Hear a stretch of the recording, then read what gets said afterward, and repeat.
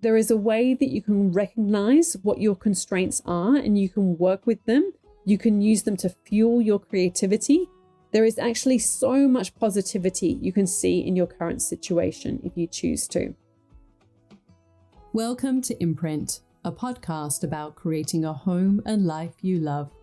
I'm Natalie Walton, an interior designer, stylist, and best-selling author focused on an holistic approach to homes. Each week, I'm sharing insights and interviews about the creative process to help you enhance both your interiors and well-being, as well as provide you with the tools and resources to make considered and sustainable choices with all that you create. Hello, everyone, and welcome to Imprint. I'm excited to have you here and joining me for today's topic. I know that this is one that comes up a lot because two of the most common struggles when it comes to creating a home and life that you really want and love is time and money. Now, this is something that comes up in so many different ways, and to be really honest, it doesn't matter where you're at on your journey. It really does sometimes feel like you can never have enough time and money. But most specifically, maybe right now you're in a rental or you've just finished renovating and you feel like you've got no money to actually bring your home and spaces together. Perhaps you're in a small home and really struggling with even space, or you've got children and you're paying for schooling or saving up for college funds. Maybe your family is on one income. And of course, there are always changing economic circumstances, both, personally and on the kind of the macro level as well. So I do think that, these are two big topics that come up so often whenever we talk about trying to make some kind of improvement to our home or our lives. But let's just pause for a moment because, as I said, when will you have enough money? When will you have enough time? And I think it's really important to have really clear goalposts around and time and money, because if not, maybe what you don't need is more time and money. I mean, of course, it's always nice to have that, but maybe what you actually need is a plan. And that's what I'm going to be sharing with you today, a plan to get more time and money. And I'm going to share a plan that was better than my first attempt at this. And, maybe this might be you. So, when I was very much first starting out on, my journey of creating my home and sort of creating my own business, I just thought that all I had to do was just work harder and just, fit more work into the hours of the day. And that would make sure that I was maximizing my time and, making as much money as I could to meet the needs of my family. Well, let me tell you, it didn't work out very well, that strategy. I basically exhausted myself and ran myself to the ground. And certainly when I was working on the magazine, I look back at that now and I think like, wow, when I was working there, I was employed as the deputy editor of the magazine. And then I put my hand up to do interior styling. Now, so many people, when it talks about, like wanting to explore a new career, I think sometimes we sort of think, well, we just want somebody to pay us to do this thing straight out. To be really honest, for me, when I was working on the magazine, I put my hand to style shoots. I didn't get paid anymore. I was actually already doing a full-time job as deputy editor, which, let me tell you, on a monthly magazine that was at that point like a really good selling magazine for a huge magazine company, like it was a full-on job. And then I added styling and putting my hand up to style shoots, which I did one of those once a fortnight. And I mean, even that was massive. And then I would also take on freelance jobs for the advertising department to write copy for ad clients and advertorials, because that would earn me some extra money. Because let me tell you, working for a magazine, you don't really get paid very much. So I was doing all of these different things. And, like it was, like I said, sometimes, you never have enough time of money. Oh, yes. And of course, at the time, I was also doing my blog and I was earning a little bit of money from advertising on my blog. So I was doing all the things not necessarily in the smartest way, but I certainly did learn a lot during that time. So I'm not advising that you go down that strategy, but maybe for you, you'll just feel like you're busy doing all the things. And if you want to get anything done, maybe you just think, I'm just going to spin my wheels faster, or you race around and you're multitasking, you're working late, you're working weekends. And I think this is particularly true if you do have children. Often you're kind of having to get a bit scrappy about in terms of when you can work. So sometimes when I know for me, when my children were at that age where they were having like daytime naps and I was at home, I would like be so productive in those 2 hours while they would have that midday sleep, or I would have to work in the evenings because I was with the children all day. Or now, because my children are all at school, like during school hours, I am so focused because I really want to maximize the amount of time. So even things like lunch, like I prepare my meals, at the start of the week so that I can just quickly put something together and I'm not spending a lot of time like making lunch or going out to get lunch and all of those kind of things. So really making sure that I'm making the most of that time. Or maybe, you just kind of don't really know where your time and money goes. One day it's Monday and you're writing out your to-do list, and then suddenly it's the end of the week and you feel as if you haven't achieved anything or that you're not getting any closer to your goals. Maybe that sounds like you. Maybe you put your hand up in the air if you're like, yep, that's me. Or maybe you always feel like you're kind of on the back foot, that you just can't get ahead. You always feel like you're in catch-up mode and you feel sort of exhausted and frustrated with yourself, that you just don't feel like you're making any kind of meaningful progress. But what I've learned is that when you have a plan and follow a process, you can create more time and ultimately more money in your life too. And you can find up, ways to either free up your money or make more of it. And this is one of the big lessons that I teach I've got a mini course in the Styling Masterclass called Make Your Time Count. And basically I say, like, when you learn how to manage your time, and this also applies to money, the right way, you create more space for what you really want in your life. And I share a plan in that mini course, and I'm going to sort of share some of the key ideas with you today. Because when we have a clear plan, we can learn how to focus on the right things in the right order, which helps us to feel more calm and confident. And I think, this is the thing as well, isn't it, about, how we spend our time and money. It can start to make us feel anxious or frustrated or overwhelmed. And when you're in that kind of state, when you're thinking like that, it's very hard to think clearly. And it's really hard to move into action because you're just held down by this weight of the feeling within you. We can also learn how to simplify to multiply our time and create a system that makes life easier and more enjoyable. And I'm going to be sharing with you some ways that you can do that.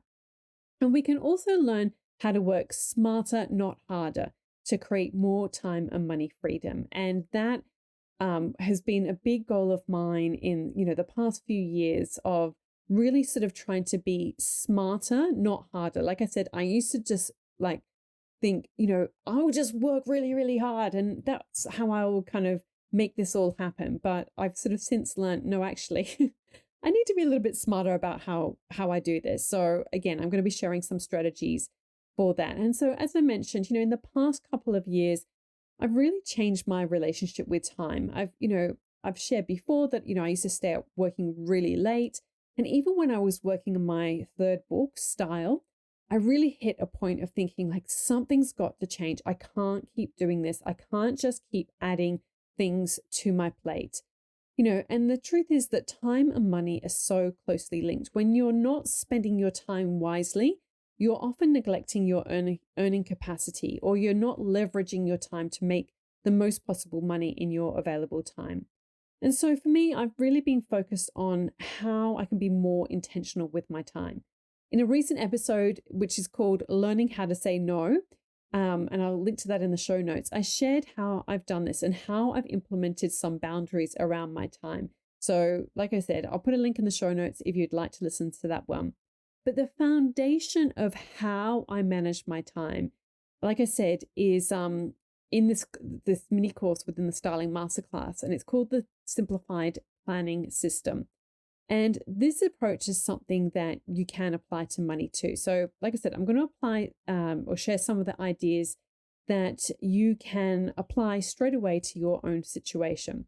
So, the first big idea that I want to share with you is that you need to measure to manage. So the first step is really about creating awareness. And there's a sort of a famous quote by a time management expert called, or time management expert called Peter Drucker. And he says, what gets measured gets managed. And, you can kind of take that one step further and say, like, what gets measured gets improved. There was a study or a series of studies, which was really fascinating, and they were called the Hawthorne studies. And basically, the goal was to study the relationship between workplace conditions and employee productivity, and how changes in lighting conditions would impact worker productivity. And so what they discovered was that regardless of whether the lighting was improved or worsened, productivity still increased. They realized that it was because the workers were being observed, that in itself was what helped improve their behavior and increase their efforts. And so this then kind of went on to become known as the Hawthorne effect. And these studies were actually done like I think it was like the 1920s and the 1930s. And the Hawthorne effect is a great example of how measurement and observation can lead to improvement. Basically, it's the phenomenon of how people will modify their behavior when they know they're being monitored. So, I mean, this works in so many different ways. I mean, there are studies to sort of say that, like, if you want to lose weight, then you should track your weight, like measure or weigh yourself every day, or, measure your waist, or however you want to do it. Because when you adjust, even just that, the very fact of tracking that, it makes you become more aware. I know for my stepfather, he's got diabetes. And so he, throughout the day, he's always checking his blood sugar levels. And, you become so in tune, and even he'll sometimes like have, a sort of some kind of sweet treat or whatever. And he's like, oh, I know, like, and he knows exactly what's going to happen because, he's been measuring it so much. And I know for me that, I go through periods of tracking my time, and it really is amazing. Even just like doing the exercise of tracking, you sort of start to like, oh, well, I better get straight back into it, because you know that you've got to make, an improvement, that this is something that you're really conscious of. The same goes for tracking screen time. And if you haven't done this, I know I've mentioned it before in the podcast, but I would really recommend that you track your screen time. And it's this idea of gamifying it. And so I'm constantly trying to improve like my previous week's performance. And occasionally, due to various reasons, I might be promoting my course or doing other things, or doing some research, and so it blows out. And then I will then have like, okay, this next week I've got to get it right back down. And so like I've really set myself the challenge of, how much can I get it to go down like every day and then overall over the week. And it's mind blowing how so easily, and I am very conscious of how much time I spend on my phone. And even with that, I can see just how much time gets wasted on my phone.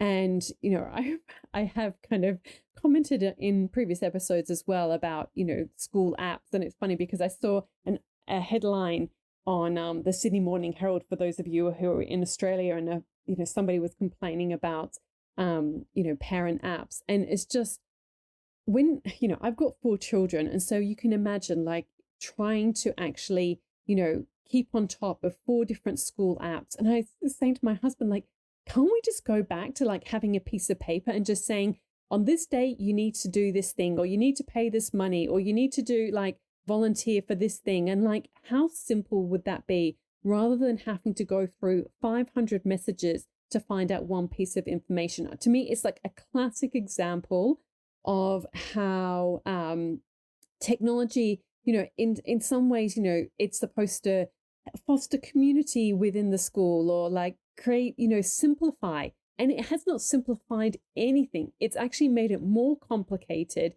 And it's a massive time suck. And as you can see, I feel quite passionate about this. But, there are so many ways that when you start creating that awareness, you realize how much time is wasted. So, if you are struggling with time, really monitor how you are spending your time.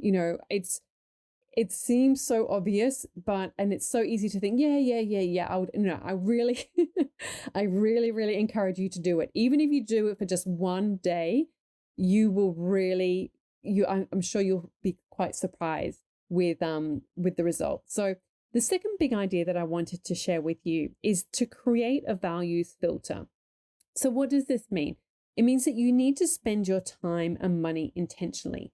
It is so easy to just spend, your time or your money without even realizing it. I've talked about this a little bit in relation to time, but, let's take a look at how this can work in relation to money. So, as with the rest of the world, interest rates have been going up in Australia. Some mortgage payments are more expensive right now. And I think everyone in general has been tightening their belt buckles a little bit. And so, as a family, so have we. We've been more conscious of, okay, well, our mortgage repayments are going up. So we're going to have to just, be a little bit more conscious of how we're spending our money. And we were saying to our children, because on a Sunday, most Sundays, we go surfing as a family. And after surfing, we used to always go to a local cafe called the Top Shop. And we've got 6 people in our family. So to go there, let's just say it's, $100 for 6 of us to go and have lunch at the Top Shop. I think it's usually around that, sometimes it's a bit more or a bit less, but let's just say it's $100. And because the children were saying, well, we want to go to the Top Shop. And so we had to explain, well, actually, we're just trying to save some of our money at the moment. Because, and we were talking about, we've got a trip coming up at the end of the year as well. So we want to save money for that. And so I was explaining to my daughter, I said, well, it costs about $100 a week to go there. So how much is that going to cost if it's over, a month, over 4 weeks? And so she's doing the math. So yeah, $400 a month. And I said, so $400 a month. So if there's 12 months in a year, well, how much is that costing us a year to go there for lunch? And then she went, that's a lot of money.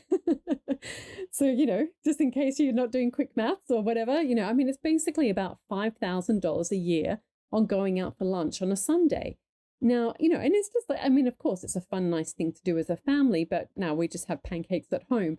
So, I want you to think, like, for you, if that was a similar situation, maybe you've been doing something like, what could you spend $5,000 a year on?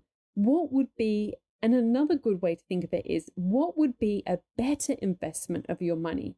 So a better question is, how could you leverage that money? Because of course you could just spend that money. You could just spend that money on a sofa or a nice weekend away. But if you actually leverage that money, you could use that money to get your money back. So you could, perhaps if you do have a business, you could hire a virtual assistant. And, with that time that you save, from you doing tasks like responding to emails or other things, you could spend that time working in other areas of your business, perhaps to get more clients or to market your product or service. Or if you're not at that stage yet, you could invest that money in a course that could help you earn money doing what you love.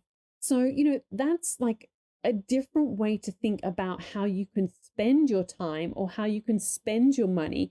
And it's a way that you can actually claim back your time and money and leverage it. So no, you're not just getting it back, but you're getting it back with compounding interest, meaning it's just going to keep paying you back over and over again. And, there's so many great examples of this. There's a quote by, I think it's Benjamin Franklin, and he says something like, knowledge compounds over, the interest on knowledge compounds over time. Like, it's just, when you invest in knowledge, you will just keep getting it back like tenfold and tenfold and tenfold, year after year after year. So, it is such a great way to invest your money or to spend that money in a different way. So I would really encourage you to, if you haven't done this exercise, to create a values filter for how you want to spend your money, and then leverage those savings, invest that time and money well, so you can simplify to multiply your money. The third big idea that I wanted to share with you is to focus on your big rocks first. So, what do I mean by this? There was this idea, I think it was like Rockefeller, someone like that, who he had this idea of like basically, you have a jar, and in the jar, you should always put your big rocks first and then put smaller ones around it, and then put the pebbles and then add the sand. And this is, the most effective way to, do anything really, like spend your time, spend your money. Like, so basically, you focus on your big goals first or your big plans first. So, as I said, focus on what's most important to you first. Beware wasting time and money on the trivial things in life. As I said, you can waste hours on your phone. You can waste hours on school apps. I've already spoken about that. You can waste a huge amount of time and money if you don't meal prep or plan your family meals. That's something that we do at the start of every week, is that, as much as possible, we try and work out, what is going to be the, what is going to be our weekly meal plan, having the ingredients, like what can we prep beforehand, prepping our lunches. And, it sounds so simple and obvious, but if you don't do this, like just kind of going, like spending every afternoon going and getting a few extra ingredients for that night's meal, like, it's 15 minutes here, 15 minutes there. Like when you're doing that 5 times a week, you start adding up that time. It makes a difference. Like there are so many simple ways that you can really, make the most of your time and really make sure that you're not spending it, like I said, on those trivial things. And then you can really leverage your time in a better way of the savings that you're making on that. So, like I said, there are so many ways that you can save time and money when you start paying attention and really trying to make some improvements. And I'd also just say, be careful that you're not using time and money as an excuse. I know this might sound harsh, and it's said with love, but this is what I say to myself. I often used to point the finger of, my life, and basically sort of go like it's my circumstances or it's because of other people or whatever. And, this is a story, for another day, but about 15 years ago, I had a situation in my life that wasn't good or healthy. And basically I was pointing the finger at other people and my circumstances. And I really had to learn to take responsibility that I got for the results in my life. And, so now whatever comes my way, I always ask myself, like, what can I do to improve this situation? And, I don't give up. I don't blame other people. I don't blame the government. I don't blame the internet, but instead I think, like, how can I put myself in charge here? And I'm only sharing this because, it was such a huge mindset shift that I had to overcome. And it was hard. It was one, but it was also one of the most helpful exercises that I went through. It's something that I can use over and over again. And, I hope it helps you if you're struggling to see the positive in your situation right now. I want you to know that there is another way. And I also just want to remind you that, everyone has restraints on their time and money, but not everyone uses this as an excuse. Instead, there is a way that you can recognize what your constraints are and you can work with them. You can use them to fuel your creativity. There is actually so much positivity you can see in your current situation if you choose to. So let's just take a quick recap at some of the ideas that I've shared with you today. And the first one is that it's really important to measure, to manage with both your time and money. So, what you pay attention to, will become improved. And it's really easy to just kind of sit on the sidelines saying like, I just don't have enough time or I just don't have enough money. But there are so many things that you can do to overcome this. The second idea I wanted to share with you is to create a value filter for yourself. It's going to look different for you to what it might look like for me. So you need to do this exercise. You need to get clear on what's most important to you and use that as a filter for how you spend time. And just, be aware that you're not living your life based on other people's expectations of you in terms of how you spend your time. Like you set your agenda first and what's important to you. And then the other elements can fall into place. And then the third idea was to focus on your big rocks first. So focus on, in terms of your time and money, those really big and most important things that in terms of how you spend, those precious assets and resources of yours. So, make sure that you're spending them intentionally. So I hope that this has been valuable for you, and I would love to hear from you as always. So, you can send me a DM on Instagram, or you can leave a review or a 5-star rating, and I'd love for you to just take action on at least just one thing today, even if for the rest of today, depending on when you're listening to this, or, if maybe it's in the evening, tomorrow, but just track your time. You can do it in the Notes app of your phone, just with a pencil and a piece of paper. You can do it on a Google Sheet. There are so many different ways that you can track how you spend your time, or even just, make sure that you've got the screen time app on your phone so that you can monitor it in that way. I have it on my iPhone, and I just swipe to the left and I can see every single day, like how much time I've been spending. So like, let's have a quick look. I'm just having a look at the moment. So like for today, so far, it's been 39 minutes on my phone, and it says 22 are from health and fitness. I've got no idea what that was. But some of that time's been from listening to podcasts, because I do like to listen to podcasts while I clean up the kitchen. So, of course, there are going to be amount of time that you spend on your phone, but just make sure that you're spending on something that's worthwhile and that's nourishing you and nurturing you and helping you to reach your goals. Now, if you would like to, take these ideas further, as I said, as part of my course, I do have an entire mini course dedicating to how to manage your time and how to make it count.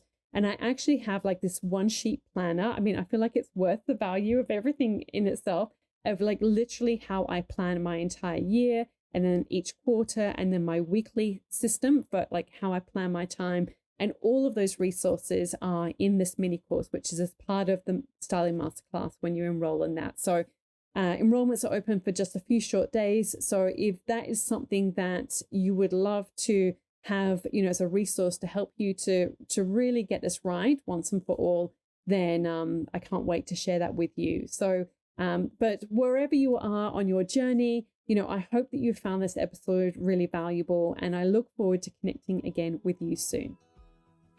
All of the links and info for this episode are at nataliewalton.com/podcast. Don't forget to subscribe so that you can get a direct download of the latest episode. And I really appreciate when you take a minute to rate and review, as well as share the love with someone you know who might benefit from this episode, or on social media. If you'd like to access a range of free resources, come visit my website, nataliewalton.com. Thank you to Jaeger Media for producing this podcast. And I would also like to acknowledge the people of the Bundjalung Nation where it was recorded, and pay my respects to elders past, present, and emerging. I look forward to connecting again soon. I'm Natalie Walton, and you've been listening to Imprint.